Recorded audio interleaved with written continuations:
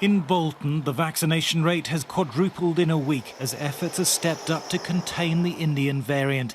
The highly infectious version of the virus is already the dominant strain in the area. If it spreads, it puts at risk our summer of freedom. And in the Commons, the Health Secretary urged people to have the jab. Just look at what's happening in Bolton Hospital, where the majority of people in hospital with coronavirus were eligible for the jab but have chosen not yet to have the jab and have ended up in hospital, some of them in intensive care. Vaccines save lives. Indoor mixing is the biggest step in the lifting of lockdown so far. The virus spreads between 10 and 100 times more easily indoors than out, depending on the activity. There is a danger of complacency, and I think we do need to remind people that we're not out of the woods yet, and we know that when we pull the plug, as it were, at some point, cases start to go up again. We're in a different situation now because we have the vaccine, but we haven't got to the levels of herd immunity that we need yet. At the Forge Inn in Glenfield, the landlord is doing all he can to let the clean air in and keep customers safe.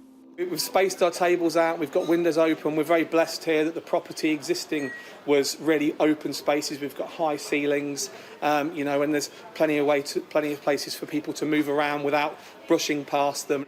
Once it was thought the virus was transmitted on surfaces. Now scientists know it lingers in the air for anywhere from 3 to 16 hours, according to lab studies. And that is the main route of transmission.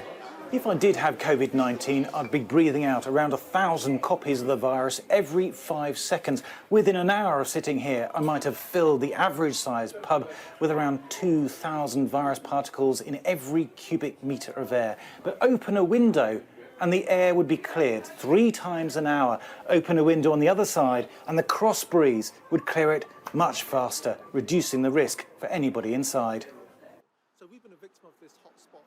This scientist has studied the airborne spread of the virus. He says just because we can mix indoors doesn't mean we should. And if I see that windows are closed, it's really crowded with lots of people, and there's no ventilation vents in the ceiling, no supply vents in the ceiling, I'll probably say, you know what, why don't we go somewhere else, or just stay outside.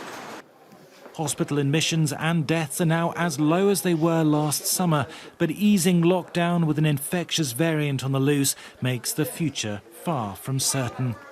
Thomas Moore, Sky News in Leicester.